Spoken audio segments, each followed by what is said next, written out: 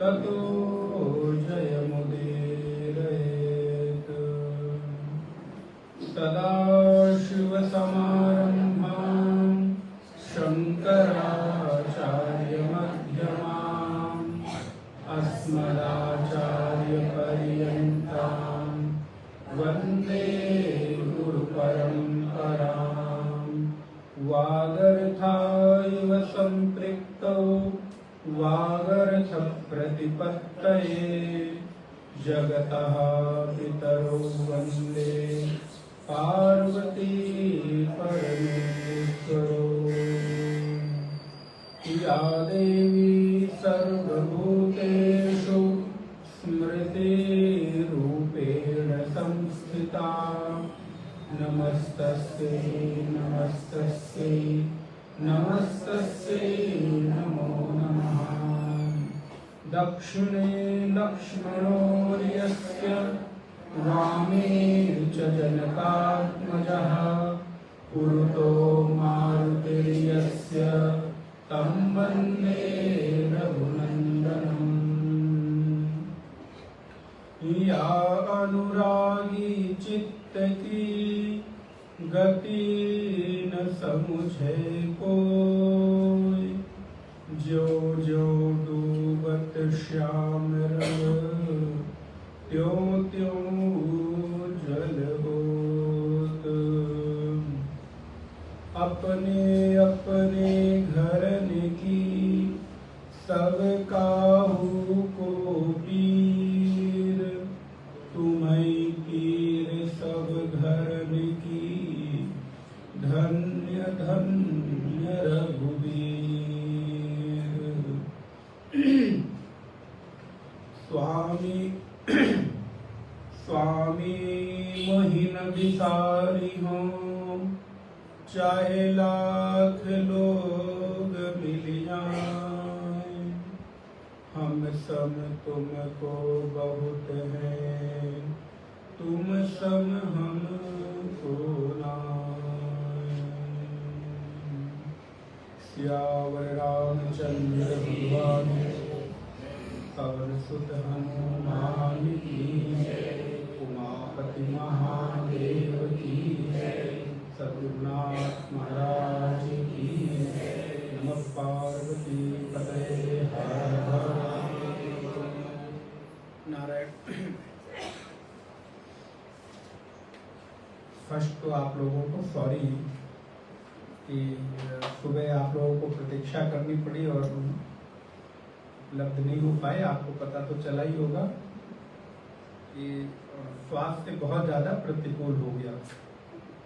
मैं बहुत देर से उठा, उसके बाद ऐसा नहीं लग पा रहा था कि हम बैठ पाएंगे। फिर मुझे लगा सुबह की कक्षा पहले ये लगी ध्यान की, तो ध्यान में न जाऊँ, 8 बजे पहुँच जाऊँगा।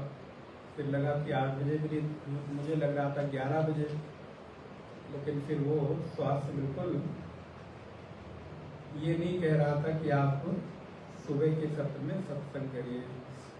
तो परिस्थिति फिर जैसी हो वैसा ही निर्णय लेना पड़ता है।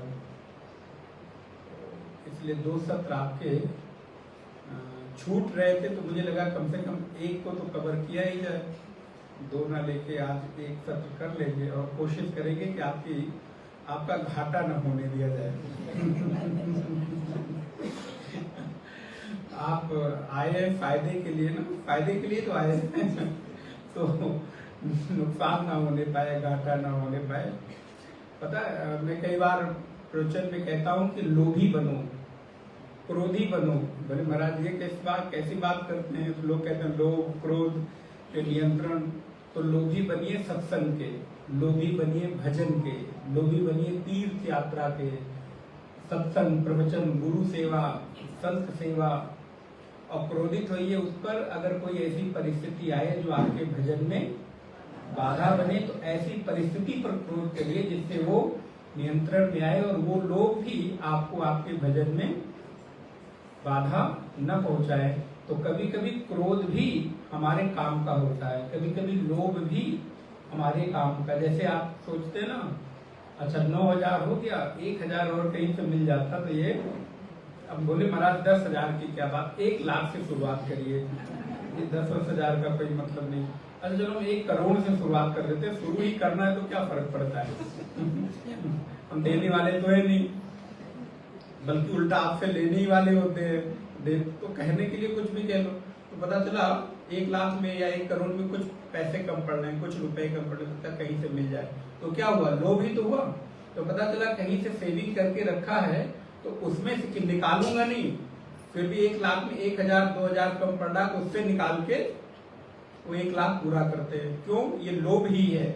ऐसे ही भजन का लोभ, साधना का लोभ, प्रवचन का लोभ, उपासना का लोभ, संत सेवा गुरु सेवा का लोभ, कहीं यात्रा कर रहे हो उसका लोभ कि काश एक दिन 1 सत्र और मिल जाता, एक बार राम जी का दर्शन और मिल जाता। तो कल कुछ माताएं पूछ रही थी हमसे कि हम दोबारा भी अकेले आ सकते हैं, तो मैंने कहा हाँ बिल्कुल आ सकते हैं। लेकिन सुन के मुझे बड़ा अच्छा लगा कि उनके भीतर ये लोभ है कि हमें बार बार राम जी का दर्शन करना है, तो ये लोभ अच्छी बात है। तो खैर हम लोग विषय पर आए और उसको कनेक्ट करें। तो सबसे पहले चौपाइयों का पाठ कर लें, इससे आपका मन भी थोड़ा तैयार हो जाएगा और विषय भी कनेक्ट हो जाएगा। तो राम जी जहां से बोलना शुरू करते हैं, अब लक्ष्मण जी बोल चुके हैं तो राम जी के बोलने से हम लोग शुरू करते हैं। थोरे माँ सब कहूं सुनाऊं तात मति मन चित लाई, मैं अर मोर तोर ते माया, यही बस कीन्हे जीवनी काया, गो गोचर जहाँ मन जाई, सो सब माया जान्यू भाई, तेई कर भेद सुनहु तुम सो, विद्या अपर अविद्या दो, एक दुष्ट अतिशय दुख रूपा, जा बस जीव पराभव कूपा, एक रचई जग गुण बस जाके, प्रभु प्रेरित नहीं निज बल ताके, ज्ञान मान जहाँ एक नाहि, देख ब्रह्म समान सब माही, कई तात सो परम विरागी, तृण सम सिद्धि 3 गुण त्यागी, माया ईस न आपुतहूँ, जान कहिय सो जीव, बंध मोक्ष प्रद सर्व पर, माया प्रेरक सीव। नारायण। तो भगवान श्री राम कहते हैं कि लक्ष्मण जी मैं थोड़े में संक्षेप में तुम्हें सब कुछ कहकर बताऊंगा। तो सबसे पहले माया का प्रारंभ करते हैं। पिछली कक्षा में हम लोगों ने माया के बारे में थोड़ा सा जानना प्रारंभ किया था। मैं और मोर तोरते माया, मैं से प्रारंभ होकर, मैं माने अहम। ध्यान रखिए हमारे जीवन में 2 प्रकार की वृत्ति है, अहम और इदम। ये मैं हूं और ये मेरा है। इसी 2 के बीच में सब कुछ समाया हुआ है। आप कल्पना करके देख लो, आपको चैलेंज करके हम कहते हैं कि आप इन 2 के अलावा अपने जीवन में कोई तीसरी चीज है ये कह नहीं सकते। या तो आप ये कहोगे कि ये मैं हूं, और या फिर ये कहोगे कि ये मेरा है। और मैं हूं ये भी केवल और केवल इस शरीर तक कह सकते हैं। ये शरीर मैं हूं। इस शरीर से जो भी चीज बाह्य हो गई, बाहर हो गई, वो सब मेरा हो गया। तो ये अब फिर एक सिद्धांत, ये जीव ही मैं है और जीव से अतिरिक्त जितनी भी चीजें हैं वो सब मेरा है। अच्छा अगर मैं कहूं ये उंगली, तो आप क्या कहेंगे? ये मैं हूं? नहीं, ये उंगली मेरी है। ये आंख अगर मैं कहूं आप आंख हो, आप कान हो, आप नाक हो, तो कहेंगे आप कैसी बात करते हैं, मैं आंख थोड़ू ना हूं, ये आंख मेरी है, ये कान मेरा है, ये नाक मेरी है, ये शरीर मैं। ये शरीर में हमारा तादाद, शरीर से तात्पर्य फिर क्या आ जाता है, हृदय के पास जो जीव बैठा हुआ है, तो वो कहने लगता हूं कि ये शरीर मैं हूं।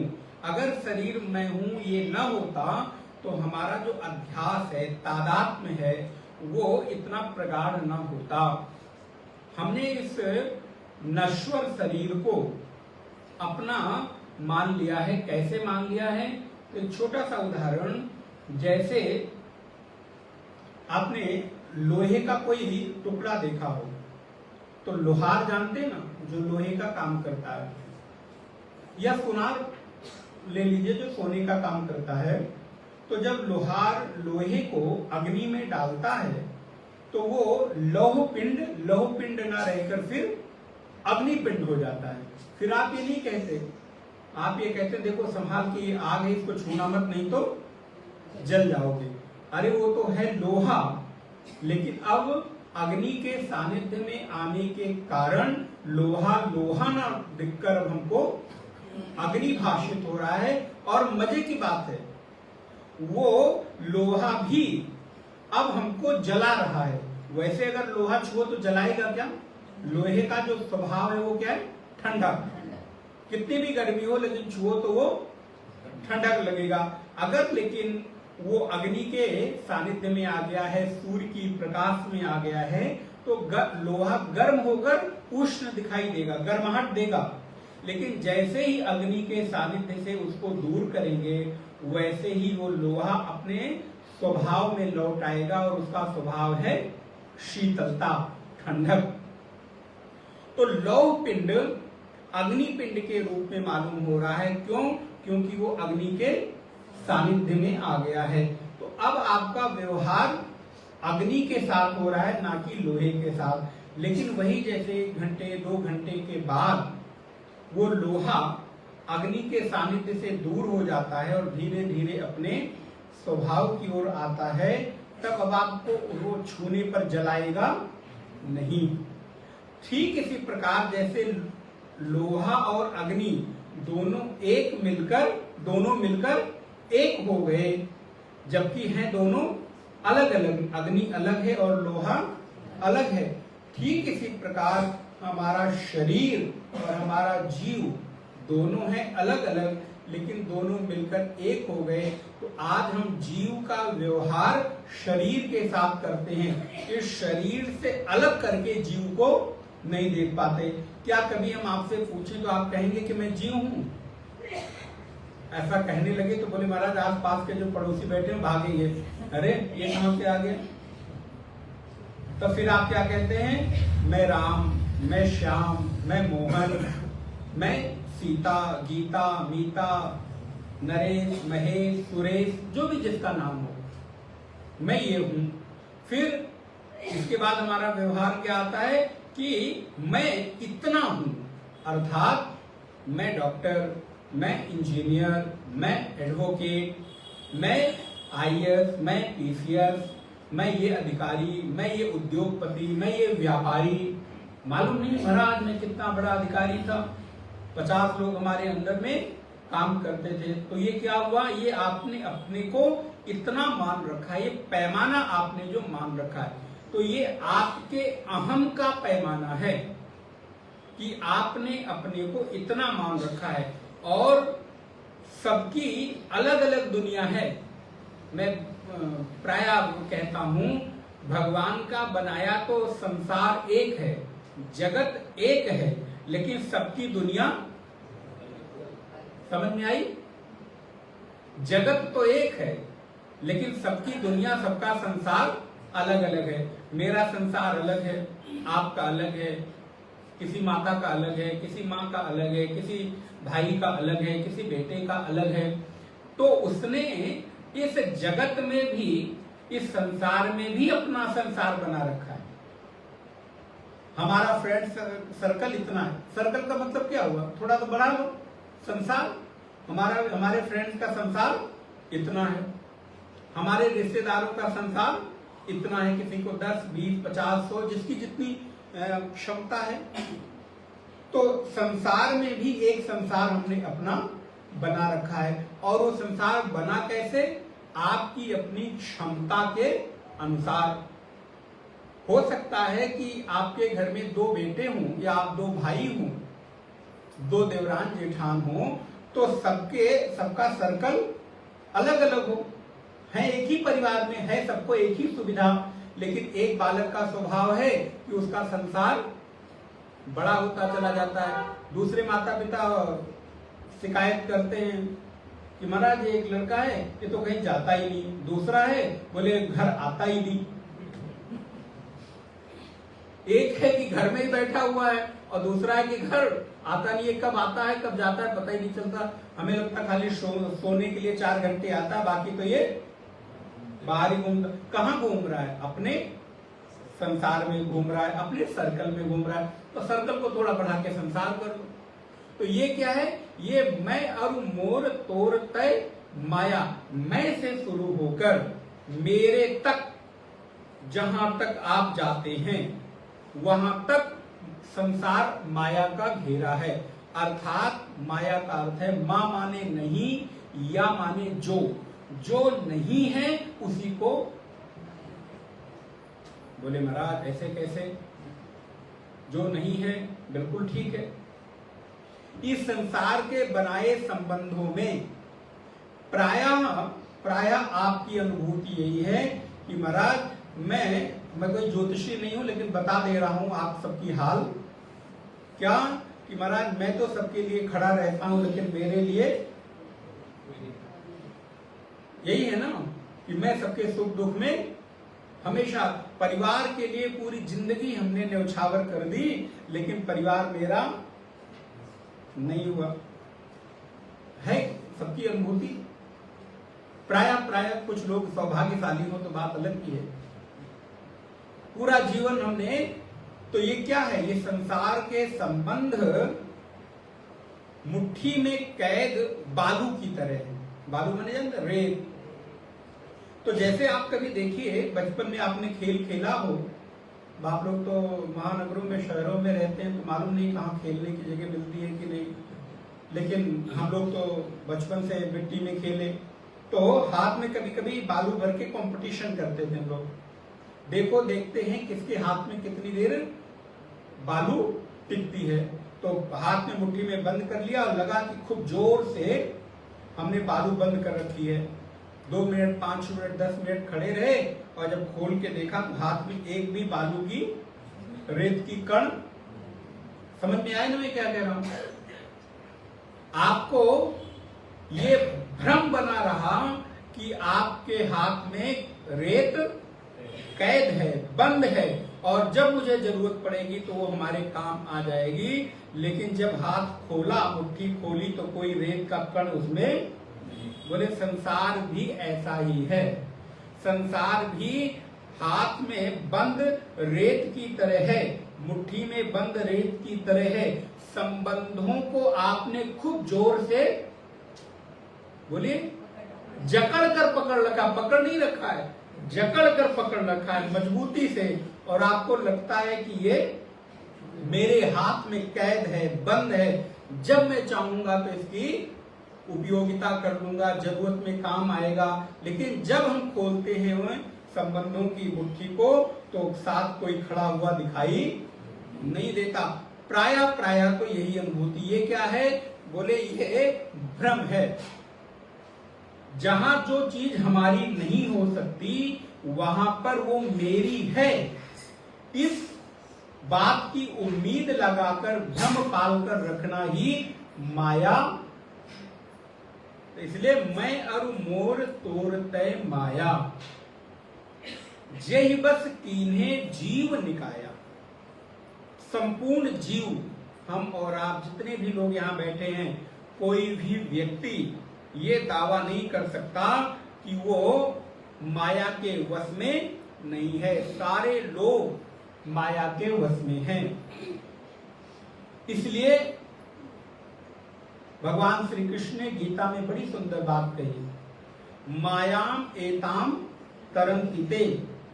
जो लोग मुझ मायापति की शरण में आते हैं वही इस माया से पार जाते हैं। नहीं तो प्राय लोगों की जो अनुभूति है वो यही है कि महाराज संसार में सब तो भ्रम है। लेकिन मजे की बात यह है कि ये पहले नहीं पता चलता, पहले पता चल जाता। बोले महाराज पहले भी पता चल सका, लेकिन हम ऐसे वीर हैं कि जानने के बाद भी उससे दूर नहीं होते, इसीलिए तो हम मनुष्य हैं। एक बार नहीं, दो बार नहीं, तीन बार नहीं, बार बार हमको इस प्रकार का भ्रम हुआ। भ्रम में मुझे धोखा भी मिला। लेकिन एक और बात कहूं आपको, ये गांठ बांध लीजिएगा। चूंकि मनुष्य इतना कमजोर प्राणी है कि बार बार धोखा मिलने के बाद भी वो उन्हीं संबंधों पर भरोसा करता है, क्योंकि भरोसा करना आपकी मजबूरी है। विचार करिए, जस्ट थिंक। क्योंकि मनुष्य इतना कमजोर है कि वो बिना किसी आलंबन के, बिना किसी सहारे के, जिससे धोखा मिला, जिससे हमारी उम्मीदें टूटी, जिससे हमको अपेक्षा थी वो अपेक्षा टूटी। लेकिन एक बार टूटी तो फिर हम दोबारा करते हैं, दोबारा टूटी तो फिर तीसरी बार करते हैं, और ये संसार की अनवरत गति चलती रहती। बोले क्यों नहीं छोड़ देते हो? बोले महाराज हम इतने कमजोर हैं ना, छोड़ कैसे चल सकते, इसके बिना हम रह कैसे सकते हैं, जी नहीं पाएंगे, इसके बिना तो हमारे जीवन की कल्पना अधूरी है। ये नहीं होगा तो मैं जी नहीं पाऊंगा, रह कैसे पाऊंगा। जबकि बार बार हमको धोखा मिला, बार बार हमको इस बात की अनुभूति हुई कि ये कभी हमारा हुआ नहीं और हो सकता नहीं, ये जानते हुए भी हम उसी पर भरोसा करते हैं। क्यों?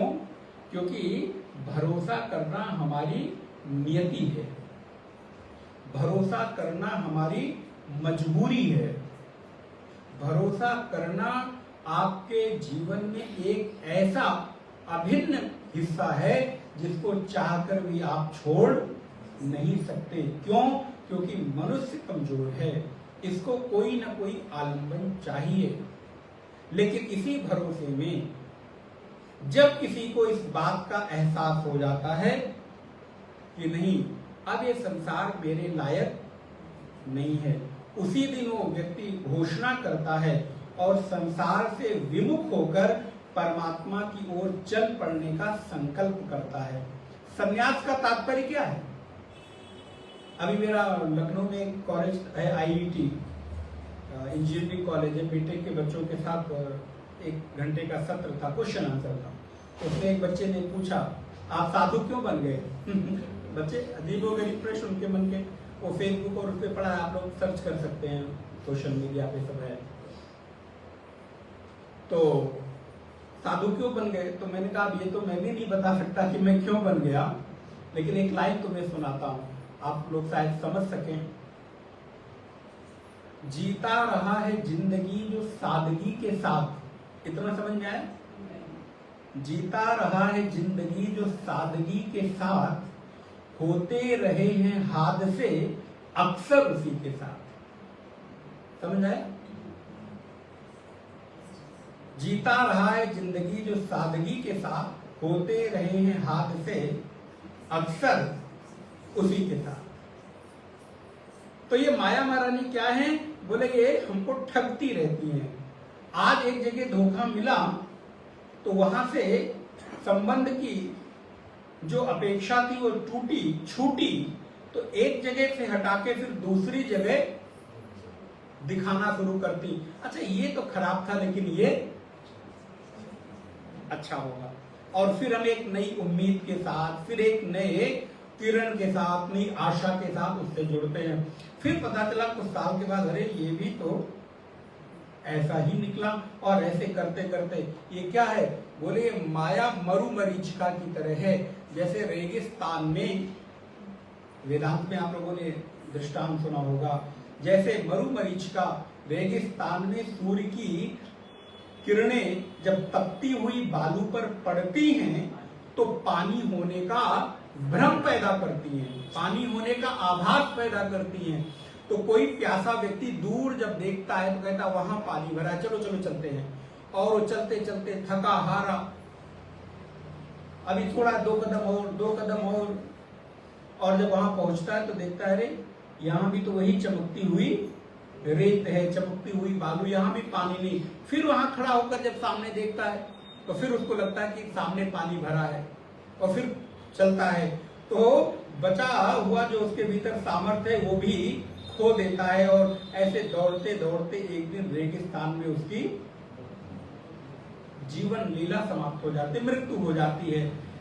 एक भ्रम ने दूसरे भ्रम को, दूसरे भ्रम ने तीसरे भ्रम को पैदा किया और पता चला जीवन समाप्त हो गया।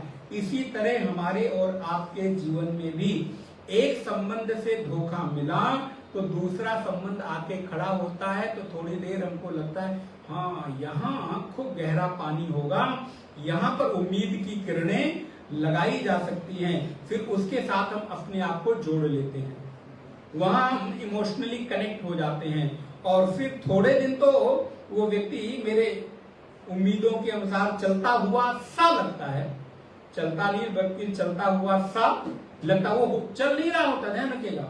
वहां पर आपकी उम्मीदें ऐसा भ्रम पैदा करती हैं कि वो व्यक्ति जो भी कर रहा है वो सब आपके लिए कर रहा है। ऐसा होता नहीं है, आपका भ्रम ही उसमें सत्य होने का प्रमाण पैदा करता है।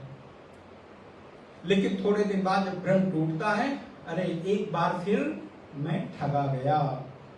तो माया भी आपको ऐसे ही ठगने का काम करती है, और पूरे जीव को, जीव समुदाय को उसने अपने भ्रम में कर रखा है। तो इसलिए इस मैं से शुरू होने वाले, इस देह से शुरू होने वाले संबंध से लेकर और ब्रह्मलोक पर्यंत जहां तक की आप कल्पना कर सकते हो, जहां तक आप सोच सकते हो, वो सब कुछ माया के अंतर्गत आता है। तो भगवान श्री राम कहते हैं मैं और मोर तोरते माया, जही बस कीन्हे जीव निकाया। संपूर्ण जीव उसके वश में है।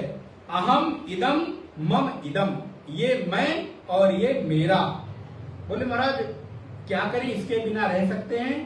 तो बोले नहीं, इति नैसर्गिको अयम लोक व्यवहारा, ये नैसर्गिक है, प्राकृतिक है, स्वाभाविक है, ये जन्म से लेकर आपको मिली हुई है। जैसे जन्म से लेकर आप स्वाभाविक रूप से अपने प्रारब्ध को पैदा करते हो, प्रारब्ध को लेकर पैदा होते हो, उसको चाहकर भी बिगाड़ नहीं सकते, उसको चाहकर भी हटा नहीं सकते, बदल नहीं सकते। वैसे ही ये वृत्ति माया की, मोह की आपको स्वाभाविक रूप से मिली है कि आपको पैदा होते ही दो ही चीज सिखाई गई, बेटा ये तुम हो और ये तुम्हारा है। फिर हम भी सीखते हैं एक कदम कि हाँ ये मैं हूं और ये मेरा है। अच्छा ये कहां कहां तक है? आप कहते हो ना महाराज बहुत बंधन में हूं, छूट नहीं सकता। तो आपका बंधन ज्यादा जगह नहीं, 10 जगह है। सुंदरकांड में पढ़िएगा, आप लोग पाठ करते होंगे, 10 जगह आपका अटैचमेंट है। आप कहां कहां जुड़े हो, किस किस को अपना मानते हो? आपके मन की बात बताऊं? बोले महाराज आप कैसे जानते हैं?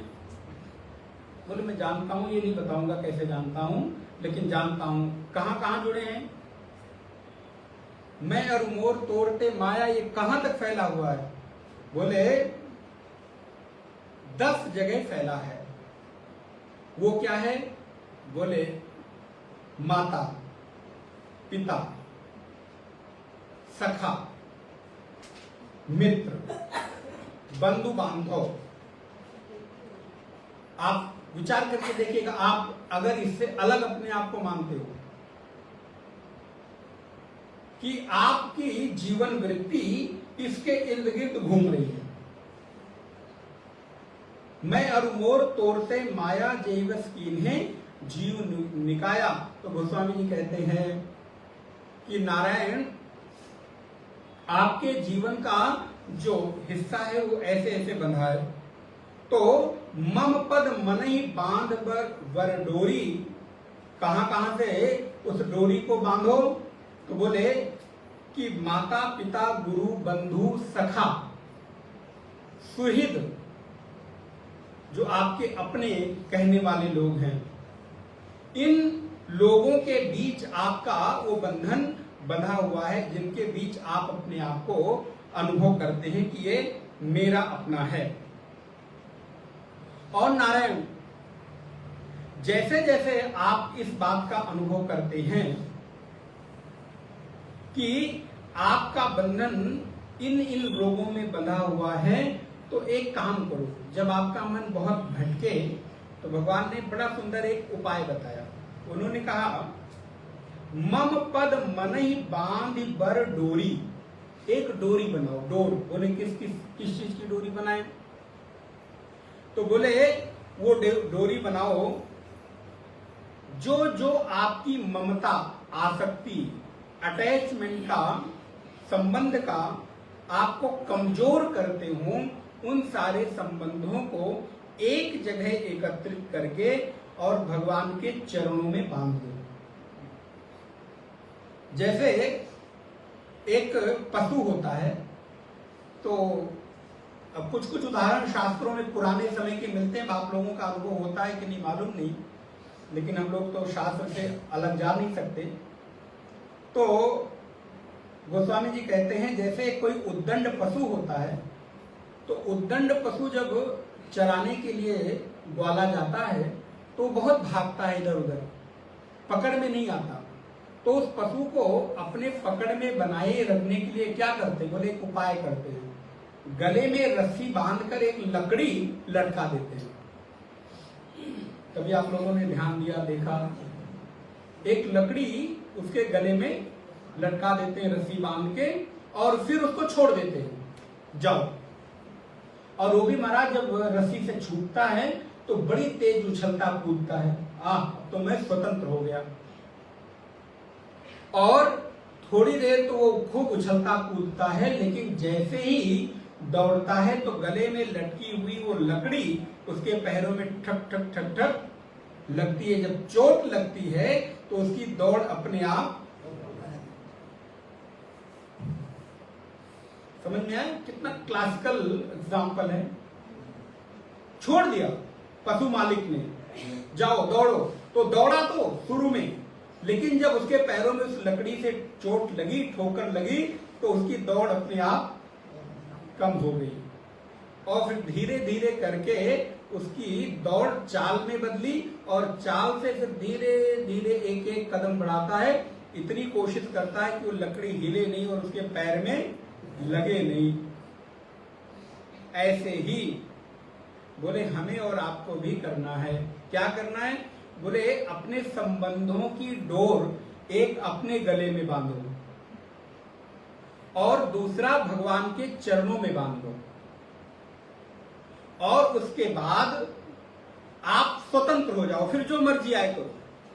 फिर परिणाम क्या होगा कि जब भगवान के चरणों में आपके संबंधों की डोर बंधी होगी, तो आप कितना भी घूमें, दौड़ें, इधर उधर जाएं, एक ना एक दिन दौड़कर, घूमकर, लौटकर आप कहाँ आएंगे? जहां जिस खूंटे से आप बंधे, खूंटा माने जानते ना, लकड़ी जिसमें पशु को बांधते हैं रस्सी से। तो हम भी अगर ऐसा कर पाए तो इस माया से बच पाएंगे।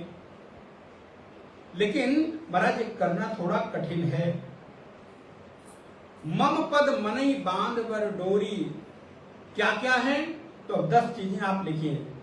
तन, आप कहां कहां आपकी अटैचमेंट है, जुड़े हैं।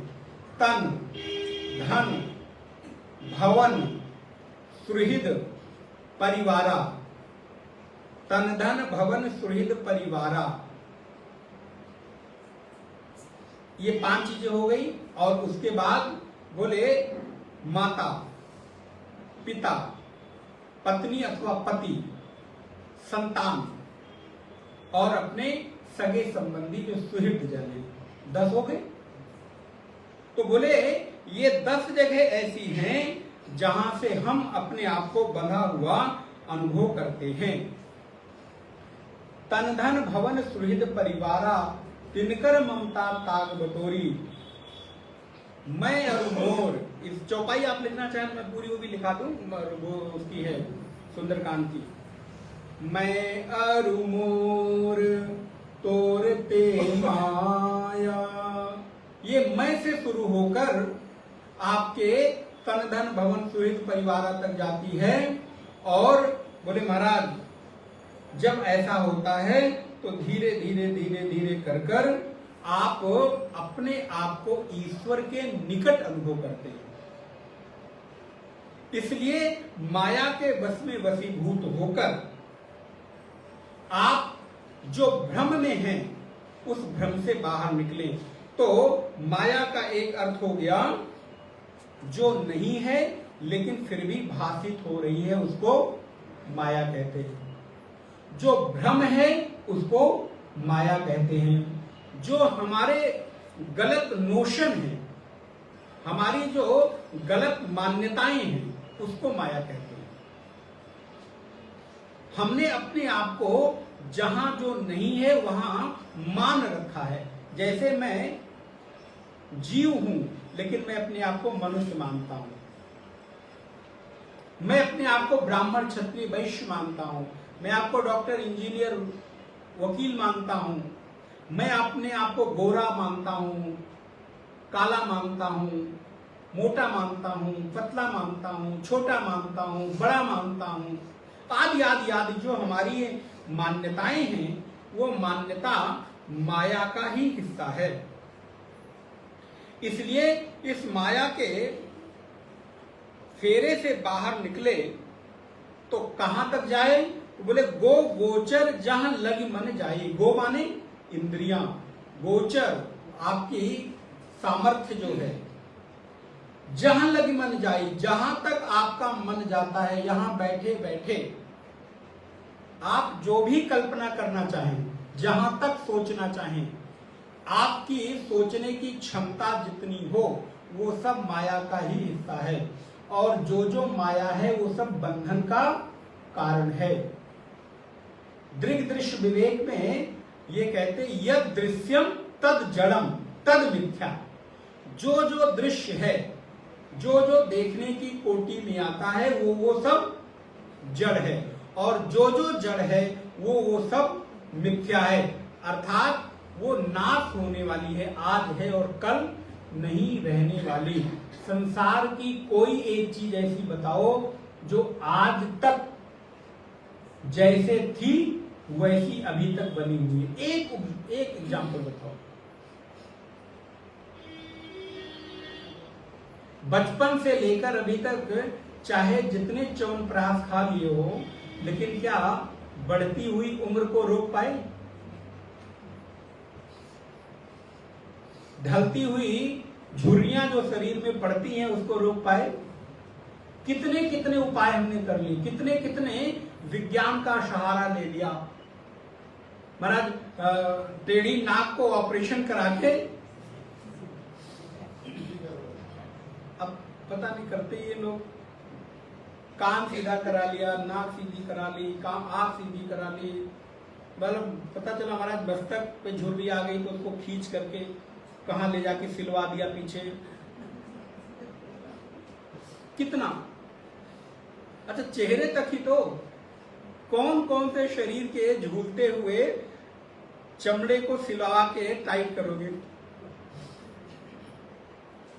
ज्यादा से ज्यादा आप इतने तक में कोशिश कर सकते हो, वो भी कोशिश नाकाम ही रहती है। पता चला महाराज यहां तक बड़ा गोरा गोरा और सुंदर दिख रहा है, इसके नीचे थोड़ा सा खुल जाए यहाँ तो दोनों पता नहीं, एक अमेरिका एक पाकिस्तान लगता है। एक पता चला ऊपर वाला बड़ा गोरा, वो अमेरिकन हो गए, तो नहीं पाकिस्तान में नाइजीरियन कह लेते हैं। कब तक करेंगे? बोले महाराज ये शरीर को आप जितनी भी कोशिश करो, एक ना एक दिन बूढ़ी, कितनी दवा खा लो, कितना वैद्य का उपचार कर लो, क्योंकि ये शरीर, और शरीर ही नहीं, इस जगत में जो जो पैदा हुआ है वो मरेगा। इस संसार का नियम है उत्पाद्यम, पहले वो पैदा होगा, उसके बाद संस्कार्यम, थोड़ा बड़ा होगा, संस्कार होगा, फिर विकार्यम, उसमें विकार आएंगे, और अंततोगत्वा नाश्यम, वो नाश को प्राप्त होगा। ये संसार को इस पैमाने पर खरा उतारना। इसलिए अपने शरीर को देख लो। सबसे पहले शरीर पैदा हुआ, पैदा होने के बाद बचपन की आपकी एल्बम होगी, तो बचपन में की एल्बम को अगर आपके माता पिता ने परिचय न कराया होता है कि ये तुम हो, तो क्या आप अपने फोटो को पहचान पाते? बताओ। तो माता पिता कहते हैं देखो ये जो हो पिताजी की गोद में है ये तुम हो, माँ की गोद में जो है वो तुम्हारी बहन है। तब जब आप एल्बम खोलते हो तब लगता अच्छा ये मैं हूं। प्रमाण नहीं, अनुमान करते हो माता पिता ने बताया इसलिए कि ये मैं हूं। अच्छा अगर दूसरे वाले को बता देते तो तुम आप दूसरे वाले को अपना मानते। आज बोले महाराज बिल्कुल बदल गए। अपने 15 साल पूर्व की फोटो उठा के देख लीजिए, ये मैं हूं। पहले कितने मोटे होते थे, कितने पतले हो गए। नहीं उल्टा बोल रहा हूं आप। बोले महाराज ये 15 साल पहले में था, आप देखो खुद को ही नहीं पहचान पा रहे। और फिर 15 साल के बाद की फोटो उठाकर देखिएगा, तीनों लगा के रखिए जैसे एडवर्टीजमेंट देते ना, बिफोर और पता नहीं, हमको तो कोई मिला नहीं। हम भी देखते रहते हैं एडवर्टीजमेंट की कहीं कोई मिले तो हम भी कुछ करें, लेकिन होता तो है नहीं। बोले महाराज पहले ऐसे थे ऐसे हो गए, परिवर्तन होता जा रहा है। तो ये स्वाभाविक नियम है कि इस जगत में जो भी पैदा हुआ है उसकी मृत्यु सुनिश्चित है। गीता में भगवान दूसरे अध्याय में कहते हैं जातस्य ही ध्रुवो मृत्यु ध्रुवम जन्म मृतस्य च तस्माद् परिहार्यर्थे न त्वं शोचितुम् अर्हसि। इसलिए शोक करने की कोई जगह नहीं, जो पैदा हुआ है वो जाएगा। इसलिए जगत की परिभाषा क्या है? जगत में 3 अर्थ हैं। आप लोग तो बड़े वेदांत सुनते हैं, ज्ञान यज्ञ करते हैं। जगत माने जा माने जायते, गा माने गच्छति, और ता माने तिष्ठति। जायते गच्छति तिष्ठति यु इति जगतः। अर्थात जो जन्म ले, स्थिर रहे और धीरे धीरे चला जाए उसको जगत कहते हैं। इसलिए जगत में आज तक कोई रहा नहीं। यहां तक राम कृष्ण भी जब अवतार लेकर आते हैं तो एक समय के बाद लीला संवरण करके उनको भी आया है सो जाएगा राजा रंग फकीर, आया है सो जाएगा राजा रंग फकीर। कोई सिंहासन चढ़ चला कोई बंधा जंजीर। मन फूला फूला फिरे जगत में कैसा नाता रे, हाड़ जले जैसे लाकड़ी। कबीरदास कहते हैं, बड़ी सुंदर बात। हाड़ जले जैसे लाकड़ी, केश जले जैसे घास, कंचन जैसी काया जल गई देख कबीर उदास। ये जो सुंदर सी काया है, कंचन जैसी काया है, आकर्षित करने वाली, जिसको देखकर हमको लगता है कि हमने पहली नजर में तुम्हें देखा और तुमसे हमें प्यार हो गया। तो बोले महाराज ऐसी सुंदर सी काया भी क्या होगी? बोले जल जाएगी। कैसे? बोले हाड़ जले जैसे लकड़ी। हाड़ माने हड्डियां। हड्डियां ऐसे, कभी शमशान में आप लोग गए हो तो देखिए, हमारे भाई लोग गए होंगे, लकड़ी जैसे सूखी हुई लकड़ी जलती है ना, कड़कड़ करके, ऐसे ये शरीर जलता है। हाड़ जले जैसे लकड़ी। और केस, ये जो बाल जो सुंदर से सजा के सवार के, लाल नीला पीला लगा के, काला लगाते हैं, हम नीला क्यों लगाएंगे? अच्छा, आजकल तो हाँ वो लगने लगे, और इतने ही नहीं, अब तो 3-3 लगने लगे। 2 बाल लाल, 1 बाल हरा, 1 बाल सफेद और 1 काला। बोले महाराज ये सब जानकारी क्या करें, सब दिखते रहते हैं, कार्टून जैसे लोग जब दिखते हैं तो वो कार्टून ही लगते हैं। भाई क्षमा करना माताएं, कोई ऐसी हो तो, लेकिन यहाँ नहीं होगी। तो बोले महाराज बीच में एक लेन लाल, एक काली, जैसे ट्रैफिक वाली होती है ना, लाल को देखो तो ठहर जाओ, पीली को देखो तो तैयार हो जाओ, एक्सीलेटर लेके, और हरी को देखो तो चल पड़ो। बोले महाराज ऐसे, तो वो बाल कैसे जलता है? तो बोले बाल जले जैसे केस जले जैसे घास। बाल जैसे घास जलती हो, तो हाड़ जले जैसे लाकड़ी, केस जले जैसे घास, और कंचन जैसी काया जल गई। ये कंचन जैसी काया जल गई। देख उदास, जो हमारे सगे संबंधी गए थोड़ी देर के लिए उदास होते हैं, लेकिन फिर इसलिए मन फूला फूला फिरे, जगत में कैसो नाता। अरे इस जगत में देखो तो नाते के लिए, संबंधी के लिए कोई बहुत जगह नहीं है। ये सब व्यवहार का हिस्सा है। मैं तो कई बार कहता हूं कि जगत के जो संबंध आप निर्वहन करें ना, वो फॉर्मेलिटी में करें। जैसे अब आप कहेंगे महाराज हमारे संबंधों में आप दरार मत डालिए, हम 50 साल से एक साथ चलते चले आ रहे हैं। नहीं डालेंगे तो आपकी आसक्ति बढ़ती चली जाएगी, उसको तोड़ना ही पड़ेगा ना, आज नहीं तो कल। ये तो संसार का नियम है कि अकेले आए थे और अकेले जाना है। हम और आप तो मिले हुए एक यात्री की तरह। फ्लाइट में आपको कोई मिल जाता है तो क्या आप उसके साथ हो लेते हैं क्या? जब तक साथ में है तब तक खाए पिए, उठे बैठे, बातचीत किए, उसका आया वो उतरा चला गया, आपका आया आप उतरे चले गए। वैसे ही जैसे 20 तारीख को हम लोग मिले और कल से हम लोग फिर आप अपने रास्ते और हम अपने रास्ते, फिर कोई हमारे कर्मों का संयोग होगा तो फिर मुलाकात होगी। बड़ी सुंदर बात कही। फिर किसी मोड़ पर मुलाकात होगी, किसी मोड़ पर फिर हम लोग मिल गए तो मिल गए, नहीं तो क्या हुआ, कर्मों के संयोग से थोड़ी देर के लिए एक जीव मिलता है और फिर बिछड़ जाता है। तो ऐसे ही हमारे संसार के संबंध हैं। तो इसलिए संसार के संबंध का निर्वहन अपना मान के मत करो, औपचारिकता में, फॉर्मेलिटी में करो।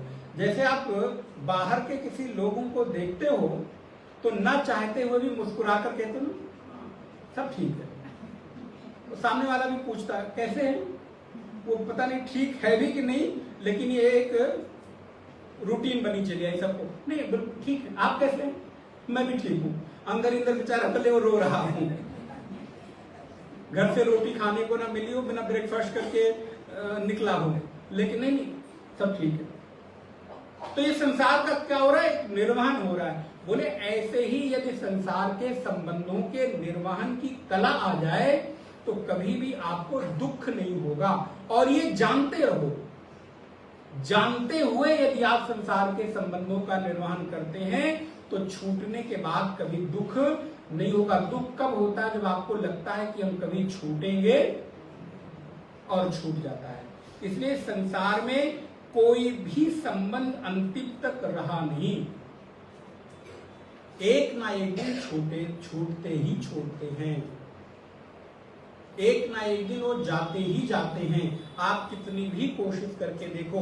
और ये माया महारानी है जो आपको पहले तो ललचाती हैं, आपको आकर्षित करती हैं, और जब आप उनके चक्कर में फंस जाते हो तो महारानी आपको धोखा देके निकल जाती हैं। माया बड़ी ठगनी हम जानी। ये माया महारानी बड़ी ठगनी है। ऐसे ही भागवत जी का कभी अवसर मिले तो हम लोग जरूर श्रवण करेंगे, नहीं तो आप लोग YouTube पे सुन सकते हैं।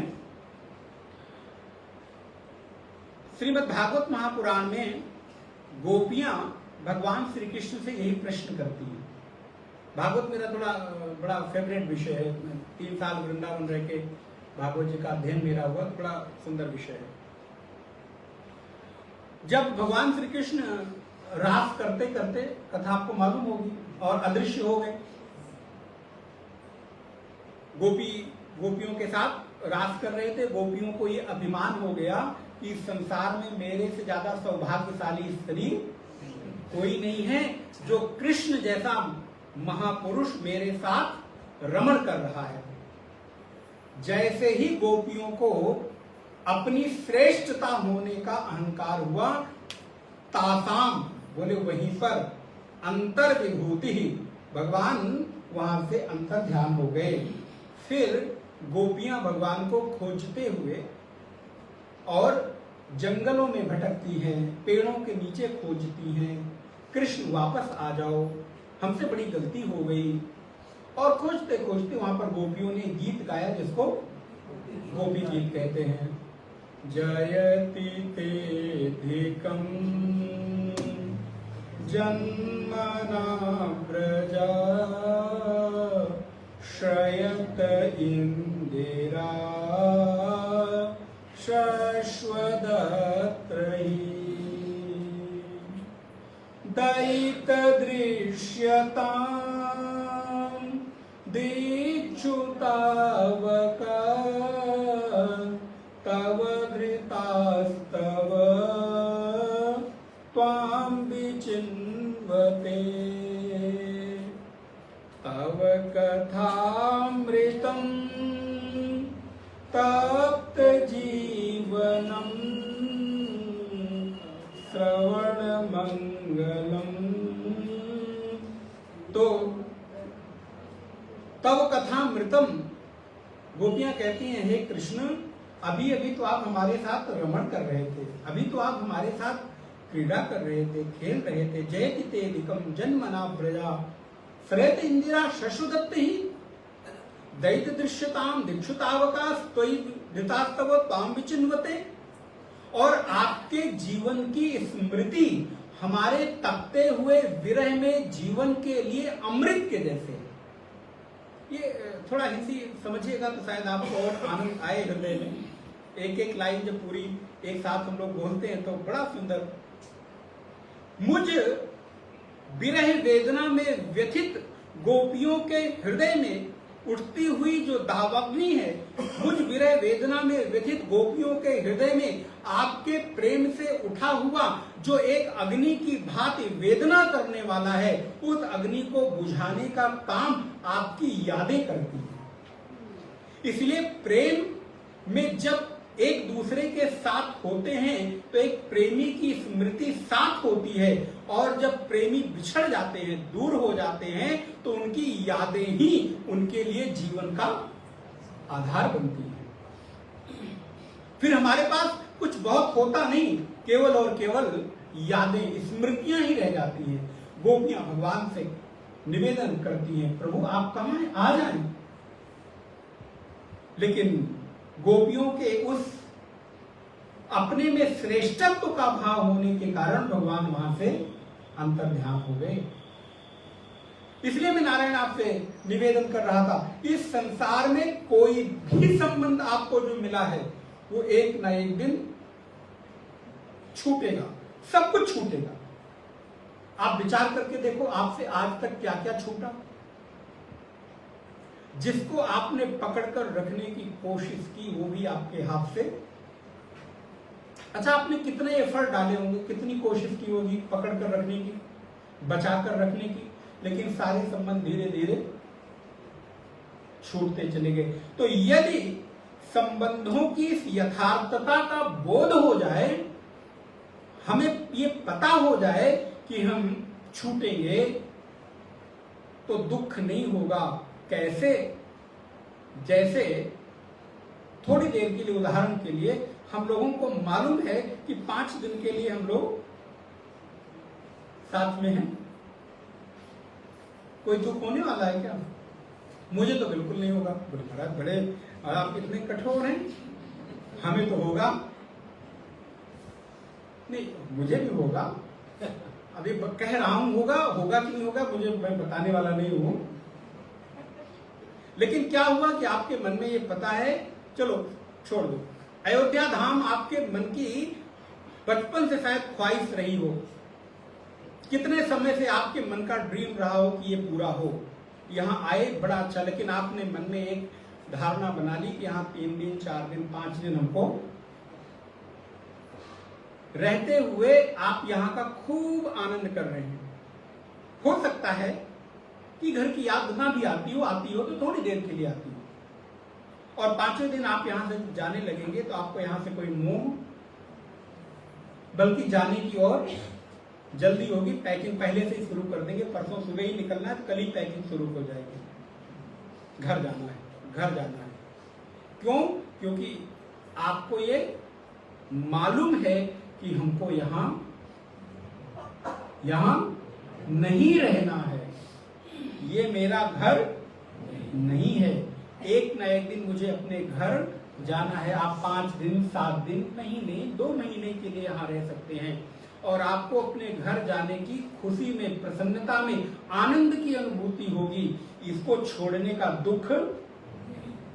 अगर ठीक इसी प्रकार इस माया के मोह के बंधन को हम जान जाएं कि एक दिन इस माया बंधन मोह संसार के संबंध भी छूटेंगे और हमको छोड़ना ही पड़ेगा।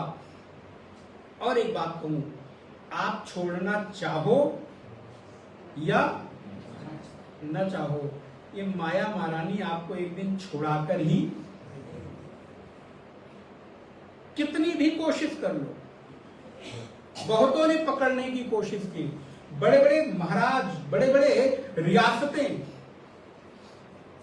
उस समय के ऐसा लगता था कि उनके बिना जीवन में एक पत्ता नहीं हिलता। आज देखो तो उस पुल में एक दिया जलाने वाला, बड़े बड़े रियासतें, बड़े बड़े राजमहल खंडहर पड़े हैं, जहां पर चकाचौंध हुआ करती थी, जहां पर रोज चहलकदमी हुआ करती थी, जहां पर रोज हजारों लोगों का आवागमन हुआ करता था, राज दरबार लगते थे। आज उस बिल्डिंग में भी जाने से डर लगता है। ये संसार का नियम है कि संसार में कोई भी चीज कभी भी हमेशा के लिए रही नहीं है।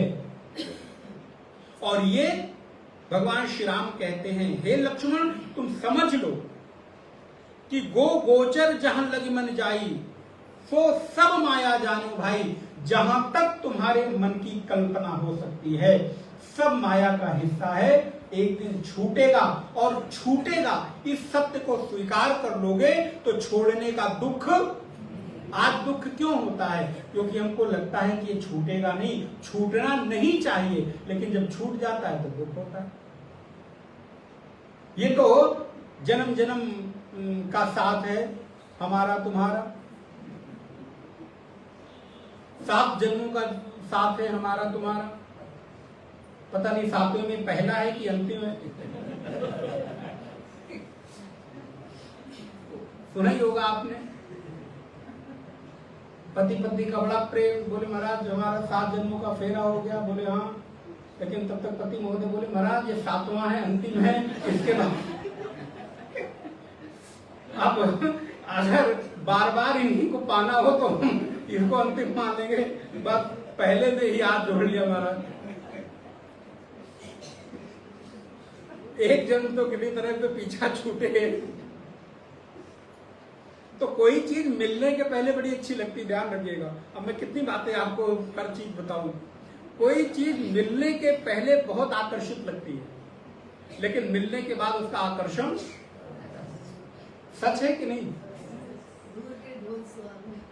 बिल्कुल, कितना अच्छा अनुभव है माता जी का, देखो।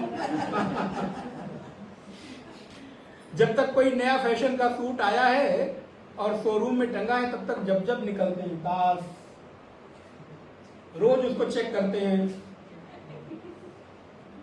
ले लेते। और जब आ गया तो बोले महाराज जो टंगा हुआ है उधर नजर ही नहीं जा रही है। जब तक नहीं आया था तब तक उसके बिना लग रहा था कि, और चलते समय पैकिंग करते समय लगता है कि हमारे पास तो कोई कपड़े ही नहीं है ले जाने के लिए। पति महोदय खरीद करके बिल पेमेंट कर करके थक गए हैं। बदनी जब जाने लगती, कोई पार्टी में कोई किटी में जाते ना आप लोग, कोई कपड़े नहीं है, तुम तो कपड़े भी नहीं दिला सकते मुझे। तो ये क्या है? बोले संसार के संबंध की सत्यता है। यदि आपको पता हो जाए कि छूटना है तो छूटने का दुख नहीं होगा। जैसे मैंने अभी आपको उदाहरण दिया, आपको मालूम है 5 दिन बाद हमको जाना है, तो माया महारानी आपको बड़ी ठगती है। पहले तो आपको चकाचौंध में आकर्षित करती हैं और फिर आपको उसमें जब आसक्ति हो जाती, प्रेम हो जाता है। गोपियों ने पूछा, हाँ मैं वो आपको प्रश्न बता रहा, गोपियों ने पूछा कृष्ण मैंने सुना है इस संसार में 4 प्रकार के प्रेमी होते हैं। बोले महाराज जल्दी जल्दी बताइए, हमें भी बताइए, जानना है। नहीं अब नहीं बताएंगे, अब आगे बढ़ जाएंगे, अब आप लोग जाके भागवत जी में पढ़िएगा। बोले नहीं महाराज जी बता दीजिए। अच्छा चलो बता दीजिए। 4 प्रकार के प्रेमी होते हैं। एक होते हैं जो जिसको प्रेम करता है उसको प्रेम करते हैं। दूसरा होता है उसको कोई प्रेम करे न करे फिर भी वो उसको प्रेम करते हैं। तीसरे हैं कोई उसको प्रेम करता है फिर भी वो उसको प्रेम नहीं करते। प्रेम करते हैं नहीं करते, प्रेम करता है तो करते हैं 2। तीसरा हुआ कोई मुझे प्रेम कर रहा है, मुझे पता ही नहीं है कि कोई मुझे प्रेम करता है। और चौथा है, बोले चौथा जो संसार से उपराम हो गया है, उसको कोई प्रेम करे तो और प्रेम ना करे तो भी वो उसको। कृष्ण ये बताओ तुम कौन से तरह के प्रेमी हो? भगवान कृष्ण मौन हो गए, उत्तर नहीं दिया है। आप भागवत जी को अध्ययन करिएगा 10वें स्कंद में। भगवान कृष्ण कहते हैं गोपियों ये प्रेम की बात बड़ी निराली है, ये तो प्रेम की बात है ऊधो, बंदगी तेरे बस की नहीं है। यहाँ रमदम में होते हैं सौदे, आशिकी इतनी सस्ती नहीं है।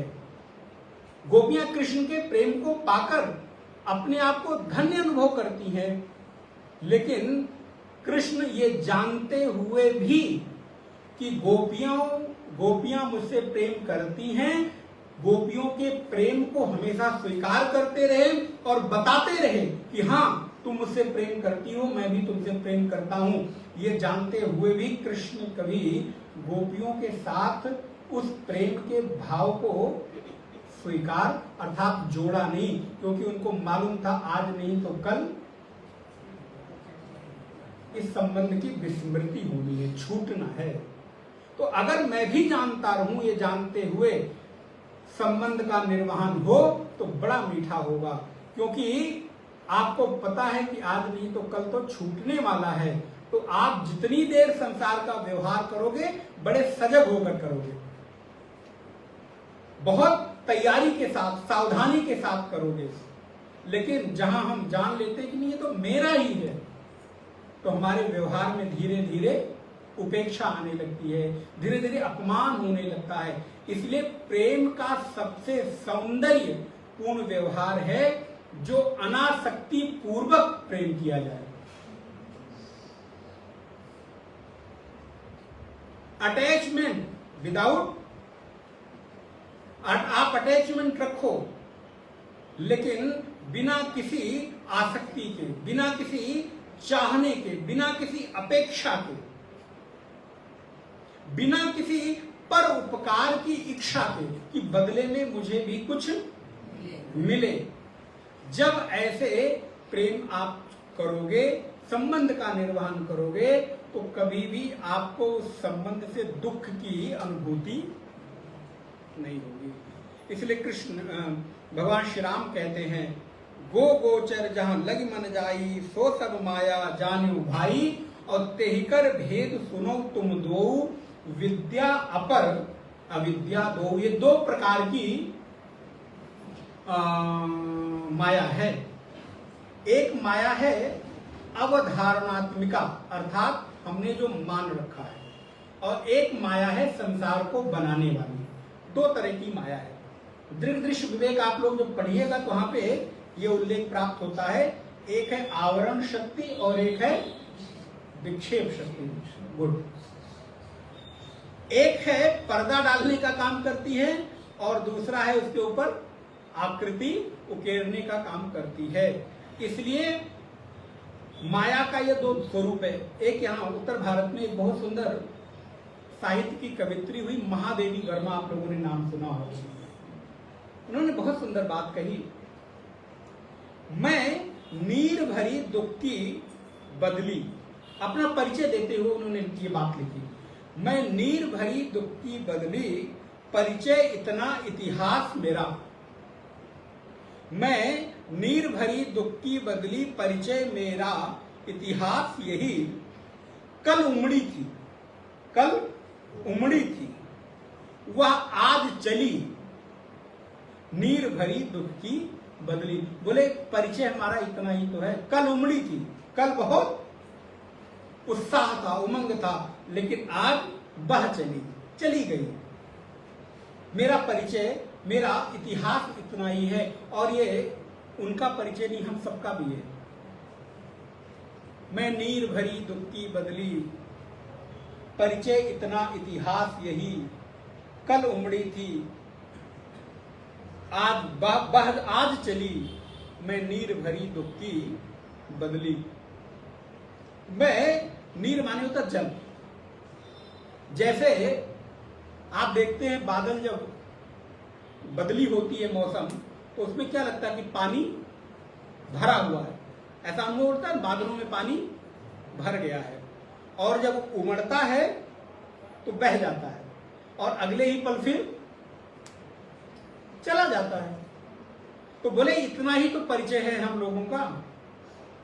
आज आए, थोड़ी देर रहे, बरसे, और फिर जन्म लिया। अपना स्टेज पे जो हमको रोल मिला हुआ था उसको हमने परफॉर्म किया, और फिर जब पर्दा पड़ा तो गायब। जैसे कोई अभिनेता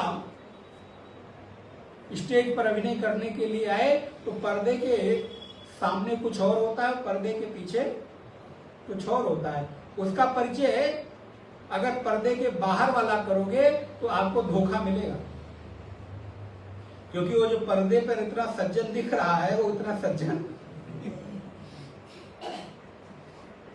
हो सकता है पर्दे पे इतना दुर्जन दिख रहा हो, दुष्ट दिख रहा हो, मार काट करने वाला। कुछ लोग हमारे विलेन होते हैं जो हर फिल्म में वही रोल करते हैं, लेकिन अगर उनसे व्यक्तिगत जीवन में मिलो तो एक भी चींटी भी अगर उनके पैर से दब जाए तो उनको अच्छा। अगर उनका परिचय पर्दे वाले अभिनय वाले से करो तो आपकी मान्यता क्या बनेगी? ये यही है। तो पर्दे के बाहर सामने जब उन्होंने अभिनय किया तो कुछ और थे। हो सकता है जब वो अभिनय कर रहे थे तो हम महाराजा बन के बैठे हों सिंहासन पर, और जब पर्दा गिरे तो अपने घर जाने के लिए वो 5 रुपए का ऑटो देकर और किसी खोली में रहते हो वहां पर जाएं। खोली तो आप लोगों के यहाँ बड़ी फेमस है। और हो सकता है कि उसी फिल्म में जो भिखारी का रोल कर रहा हो, जब पर्दा गिरे तो पीछे उतरे स्टेज से तो उसकी BMW और मर्सिडीज खड़ी हो, नौकर और ड्राइवर खड़ा हो, गेट खोल के उसको सलामी देकर उसको बैठाए और उसके घर बंगलों में छोड़े। ये सच है कि नहीं? हो सकता है कि जो अभिनय कर रहा हो महाराज बन के बैठा हो, सामने सोने चांदी की बर्तनें लगे हों, नौकर चाकर दास दासियां लगे हों, लेकिन बेचारा जान रहा है मैं राजा बना यहाँ सिंहासन में जितनी देर बैठा हूं, अभी पर्दा गिरते ही 5 रुपए का ऑटो 10 रुपए का ऑटो देकर मैं घर जाने की लिए कोशिश करूंगा और चलते चलते रास्ते से 10-20 रुपए का बड़ा पाव लेकर जाऊंगा, रात को खाकर सो जाऊंगा। लेकिन वहां पर्दे पर बोले सोने चांदी की प्लेटें लगी थी, नाना प्रकार के व्यंजन लगे हुए थे। वो उसके किसी काम को जान रहा है और एक वहीं भिखारी का रोल कर रहा है, लेकिन वो जान रहा है कि भिखारी का रोल है। अभी जैसे ही पर्दा गिरा, हमारी बड़ी गाड़ी, ड्राइवर, नौकर सब खड़े होंगे, घर में कोई नाना प्रकार का व्यंजन बना के इंतजार कर रहा होगा, जाऊंगा आराम से मजे से खाऊंगा, सो जाऊंगा। इसलिए भिखारी का रोल करते हुए भी उसको कोई दुख, एक राजा होते हुए उस सुख में भी उसको मालूम है कि हमारे जीवन की यथार्थता। आई थिंक माया की का स्वरूप समझ में आ गया होगा। बोले महाराज समझ में ही आ गया है, इतना ही पर्याप्त है, इससे ज्यादा अपेक्षा मत कीजिएगा। तो गो गोचर जहां लग मन जाई, सो सब माया जान्यो भाई। दो प्रकार की है, तेहिकर भेद सुनो तुम दो, सो विद्या अपर अविद्या। ये दो प्रकार की माया है, एक है विद्या माया और एक है अविद्या माया। तो ये काम क्या करती हैं? तो कहती एक दुष्ट अतिशय दुख रूपा, जाबस जीव पराभव कूपा। एक अविद्या माया है जिसके कारण लोग दुख को प्राप्त होते हैं। यही जो मैंने आपको निवेदन किया, जो हमारी गलत मान्यताएं, गलत नोशन है, ये हमको दुख देती है। अच्छा ये बताइए, आज आपके दुख का कारण क्या है? कोई परिस्थिति कि आपकी बनाई हुई मान्यता आपने किसी व्यक्ति के बारे में कोई मान्यता बना ली, कोई नोशन बना लिया, तो ये आपकी गलती है ना। और वो आपकी अपेक्षाओं पर खरा नहीं उतरा, तो ये उसका स्वभाव था। उसको आपने हीरो बनाया, उसको आपने श्रेष्ठ बनाया, उसने तो नहीं कहा था। लेकिन हम मान्यता बनाने में, नोशन बनाने में बहुत जल्दबाजी में, एक व्यवहार को देखा और तो अरे ये तो बहुत अच्छे हैं, वहीं दूसरा अरे ये तो बड़े खराब हैं। इतनी जल्दबाजी में नहीं, किसी व्यक्ति के प्रति कोई भी मान्यता, कोई भी नोशन बनाने के पहले बहुत विचार करो, क्योंकि वो मान्यता किसी व्यक्ति के लिए नहीं है, आपके स्वयं जीवन के सुख और दुख का निर्णय करने वाली है। अगर आपके द्वारा बनाई हुई मान्यता किसी के लिए अच्छी है तो सुख देगी, बुरी है तो दुख देगी। लेकिन प्रायः हम लोग यहां पर फेल हो जाते हैं, चूक जाते हैं। तो एक दुष्ट अतिशय दुख रूपा, ये दुख देने वाली है। और जाबस जीव पराभव कूपा, जिसके कारण जीव भव कूप में पड़ गया। भव माने होता है होना, जैसे हम लोग कहते हैं ना आशीर्वाद, चिरंजीवी भव, आयुष्मान भव। तो भव माने आयुष्मान होवो, भव माने होना, चिरंजीवी होवो। तो वैसे ये है भवकूप। इस संसार को क्या कहा? भवकूप। ये संसार क्या है? भव कुआं है। कूप माने होता है कुआं। इसीलिए कभी कभी इसको लोग कहते हैं भव सागर भी कहते हैं। भव सागर सब भजन है ना, भव सागर सब सूख गयो है, फिक्र नहीं मोई तरन की। जब गुरु कृपा हुई तो ये भव सागर जो है सूख गया, पानी नहीं रह गया। अब जब पानी नहीं है तो तैरने की कोई बात ही नहीं है। मोह लागी लगन गुरु चरणन की। तो ऐसे ये संसार क्या है? कुआं है। कुआं कहने के पीछे क्या कारण हो सकता है?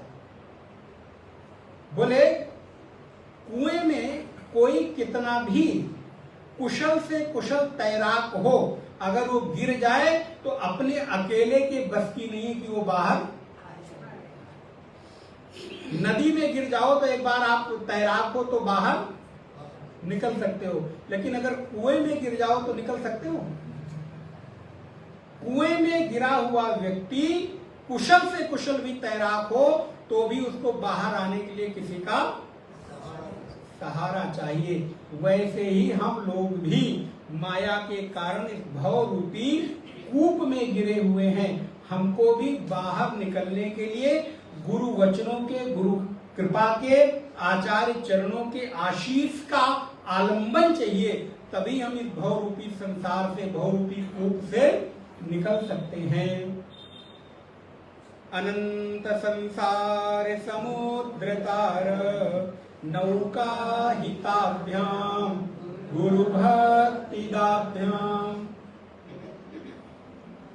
क्या हुआ? बोले अनंत संसार समुद्र तार, इस अनंत रूपी संसार भवसागर से पार करने के लिए गुरु चरण क्या है?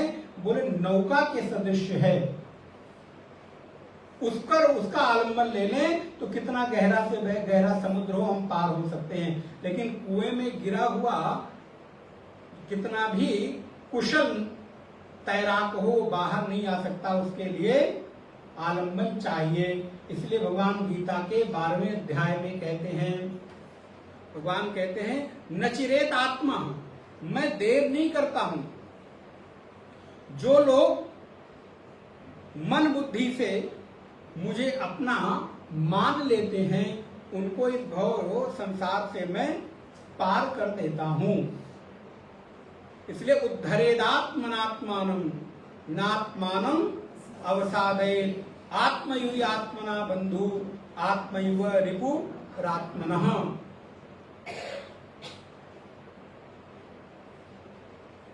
हमारे जीवन में किसी भी प्रकार की अगर कूप में गिरी हुई वस्तु को निकालने की आवश्यकता होगी तो उसके लिए किसी आलंबन की जरूरत पड़ेगी। इसलिए गोस्वामी तुलसीदास जी ने बड़ी ही सुंदरता के साथ सागर नहीं कहा, इसको कुआं कहा। बोले सागर में तो कई बार आप अपने बल से निकल सकते हो, जबकि संभावना नहीं है, फिर भी जैसे वारी मथे घृत होई बरु, मानस बड़ा सुंदर विस्तृत विषय है। वारी मथे घृत होई बरु सिकता ते बरु तेल, बिनु हरि भजन न भवतरिय यह सिद्धांत अपेल। बोले वारी मथे घृत होई बरु, वारी माने होता बालू, तो गोस्वामी जी कहते हैं बारी मथे घृत होई, मानो बारी को मथने से, पानी को मथने से घी निकाला जा सकता है। बारी माने पानी, पानी को मथने से घी निकल सकता है। और सिकता ते बरु तेल, सिकता माने बालू, रेत, बालू को पेरने से तेल निकल सकता है। वैसे तो सरसों को पेरने से तेल निकलता है, लेकिन गोस्वामी जी कहते हैं मैं मान लेता हूं पानी के मथने से घी, बालू को पेरने से तेल, ये संभव है, असंभव चीज भी संभव है। लेकिन बिनु हरि भजन न भव तरिय यह सिद्धांत अपेल। लेकिन ये एक सिद्धांत बिल्कुल अकाट्य है कि बिना हरि भजन के कोई संसार से पार नहीं जा सका। इसलिए किसी भी अवस्था में भगवत्पाद शंकराचार्य कहते हैं कि पुनरपि जननम पुनरपि पुनरपि जननी जठरे शयनम इह संसारे बहु दुस्सारे कृपया पारे पाहि मुरारे भज गोविंदम भज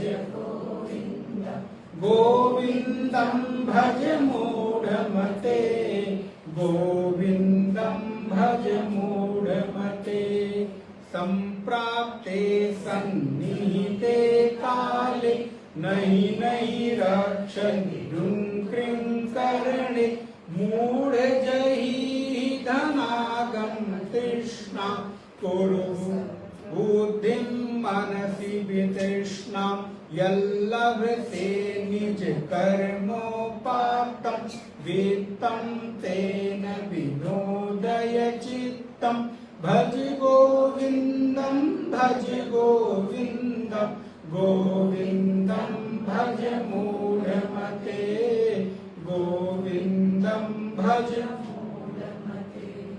तो भगवत पाद कहते हैं कि बिना गोविंद के भजन के तो कोई इस संसार से पार नहीं तो फिर क्या होगा? बोले पुनरपि जन्म पुनरपि मरणम पुनरपि जननी जठरे शयनम।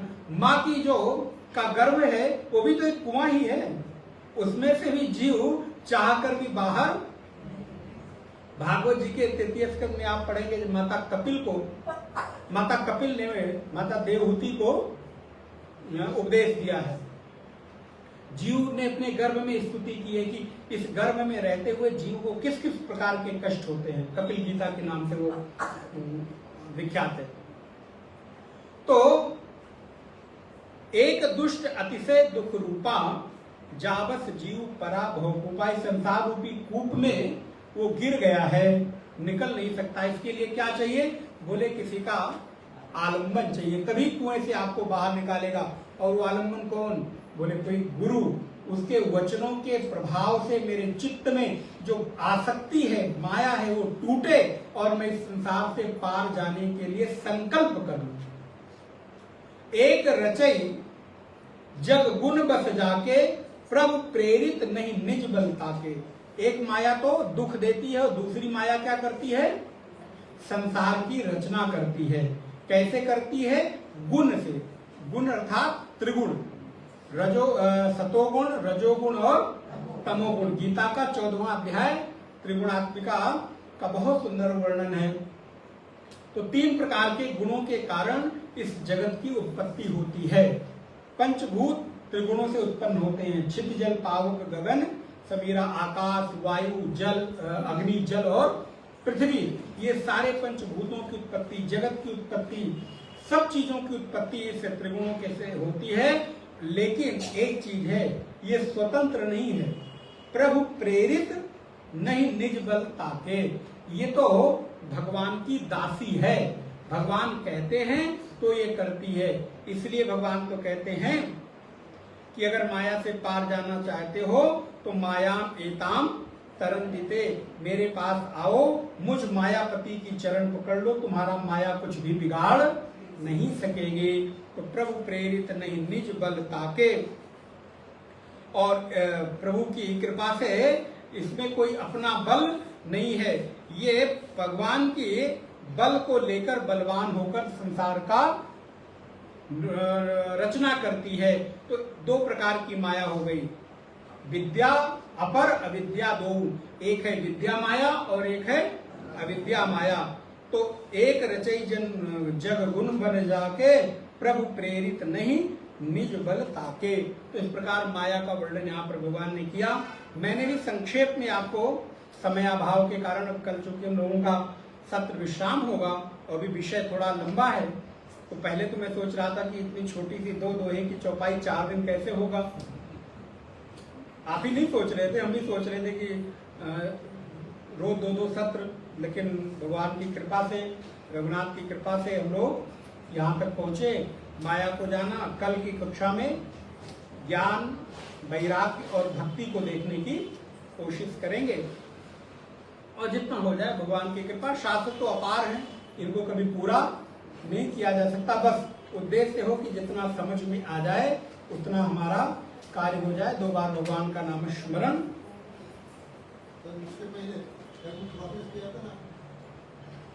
हाँ अच्छा, हाँ, प्रॉमिस से मुझे 2 बात याद आ गई। चलिए, अच्छा, थैंक यू।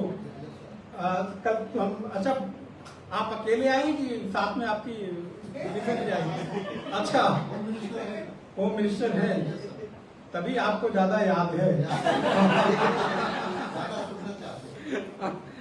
तो हम आपका कोड वर्क नहीं पूछेंगे, निकनेम पूछेंगे नहीं, एक दूसरे को आप लोग क्या कहते हैं, लेकिन भगवान राम और सीता जी का बताते हैं।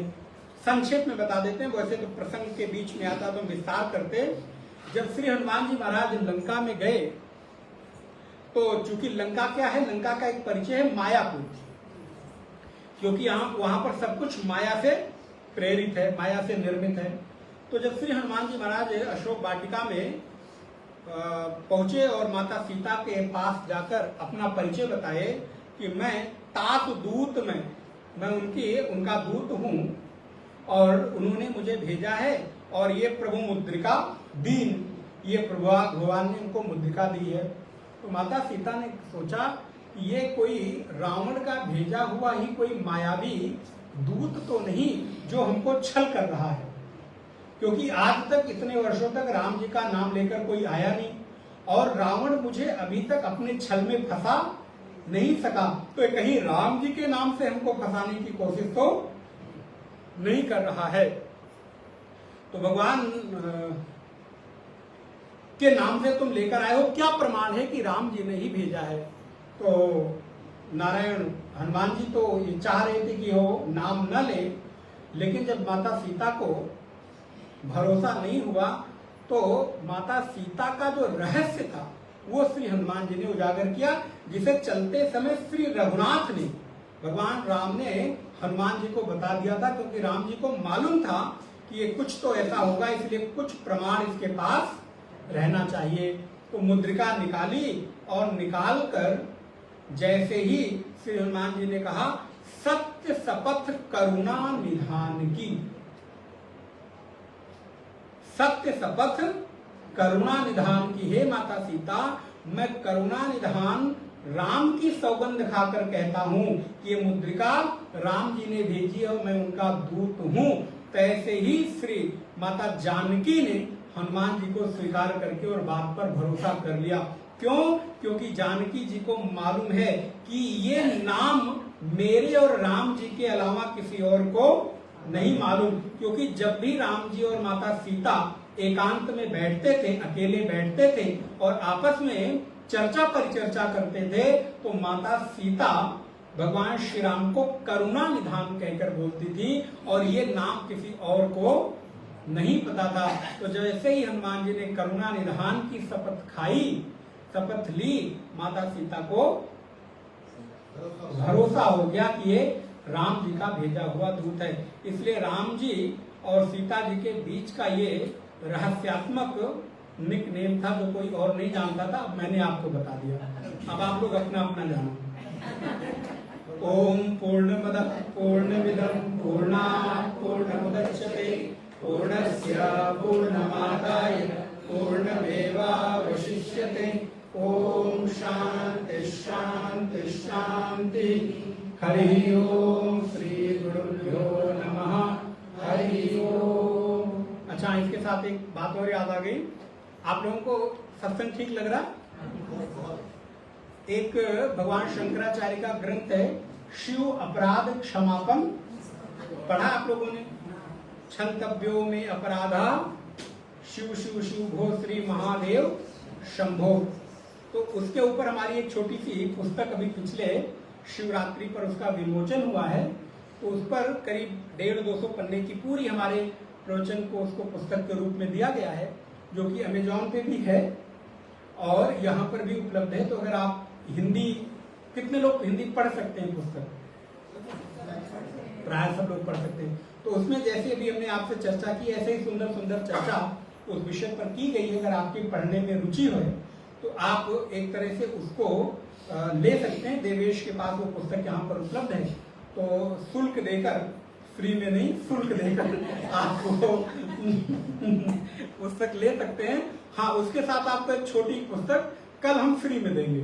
तो एक आप खरीदेंगे तो दूसरी हम आपको फ्री में देंगे। अच्छा, नहीं भी खरीदेंगे तो भी फ्री वाली तो हम आपको देंगे ही देंगे। तो आप चाहें तो उसको वहां से ले सकते हैं। बहुत अच्छी पुस्तक है। उसका नाम हमने रखा है क्षमा, केवल क्षमा। और उसमें एक लाइन लिखी है जो सबको बहुत पसंद आती है और लोग उसको बहुत ले रहे हैं। उसमें लिखा है हमने कि क्षमा एक व्यक्ति करता है, मुक्त 2 लोग होते हैं। क्लियर हुआ? क्षमा एक व्यक्ति करता है और हृदय का भार 2 लोगों के उतरता है। समझ में आया ना? गलती आपसे हो गई तो मैं सॉरी बोलूं तो आप बोलें तो, लेकिन एक भी व्यक्ति सॉरी बोल देता है तो दोनों के हृदय से भार उतर जाता है। तो ऐसे ही हमसे कोई भी गलती हो गई हो तो हे प्रभु भगवान शिव, मैं आपसे क्षमा मांगता हूं, आप मेरी गलती का ध्यान न दीजिए, मुझे क्षमा कर दीजिए। तो क्षमा मांग लेने से मेरे भी हृदय का भार उतर गया और भगवान ने भी सोचा मैंने भेजा था भजन करने के लिए, संसार में उलझ के रह गया, तो भगवान भी थोड़ा हमको माफ कर देते हैं। इसलिए क्षमा मांग लेना भगवान से अपनी गलतियों का। तो ऐसे करके वो क्षमा पुस्तक है, आप लोग आज या कल ले सकते हैं, क्योंकि कल तो हम लोगों का अंतिम दिन है, नहीं विश्राम दिन है, अंतिम दिन नहीं है, तो विश्राम दिवस है। तो आप लोग तो जानते हैं, सब लोग चिल्ड्रन मिशन की परंपरा से जुड़े हैं। अब आपको ज्ञान ये कि हुआ है तो दक्षिणा भी देनी ही पड़ेगी। देंगे कि नहीं? बिल्कुल देंगे, देनी ही पड़ेगी, नहीं तो जाएंगे कहाँ? तो दक्षिणा ही देनी है। तो ये आपको इन्वॉल्व अभी हमारे गुप्ते जी आपको दे देंगे, दीपक जी। तो इसमें नाम, एड्रेस, जो भी आपका है, पैन वगैरह सब डाल के आप इसमें अपनी दक्षिणा दे दें। इस दक्षिणा का उपयोग आप जानते हैं आश्रम की व्यवस्था के लिए, संत सेवा के लिए, अतिथि सेवा के लिए, आश्रम अन्य गतिविधियों में हम लोग प्रयोग करते हैं। तो अधिक से अधिक हम अपनी सेवा, धाम में आए हैं तो अधिक से अधिक दान पुण्य करके हम अपने को कृतार्थ कर सकते हैं। तो आप इसको ग्रहण कर लें और कल हम लोग इस सत्र का विश्राम देंगे। संभव है कि हम लोग दोपहर को, और अगर स्वास्थ्य आदि की सब अनुकूलता रही, तो एक सत्र जो आज हम लोग 1 घंटे का कम किया है, आज देखो हमने पूरा कर दिया। 11 से 12:30 का सत्र होता है, वो कितना हो गया? 7 से 8:30 हो गया। 10 मिनट हमने एक्स्ट्रा ही दिया आपको, है ना। तो वो 1 घंटे का सत्र जो कल रह गया था, उसके लिए नहीं, ये तो ग्रंथ के लिए कोशिश करेंगे कि 4 से 5 सोएंगे तो नहीं आप लोग, तो 4 से 5 कोशिश करेंगे कि पूरा करें। वो कल हम आपको सुबह बता देंगे, जैसे अनुकूलता रहेगी उस हिसाब से हम लोग इसको करेंगे। 2 बार भगवान का नाम स्मरण। श्री राम जय राम, जय जय राम। श्री राम जय राम, जय जय राम। जय सिया राम, जय जय सिया राम। जय सिया राम, जय जय सिया राम। जय सिया राम, जय जय सिया राम। जय सिया राम, जय जय सिया राम। श्री राम जय राम, जय जय राम। श्री राम जय राम, जय जय राम।